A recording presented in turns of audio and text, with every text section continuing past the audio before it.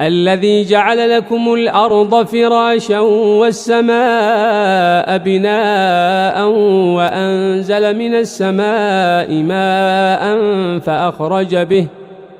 فأخرج به من الثمرات رزقا لكم فلا تجعلوا لله أندادا وأنتم تعلمون وإن كنتم في ريب مما نزلنا على عبدنا فأتوا بسورة من مثله وادعوا شهداءكم من دون الله إن كنتم صادقين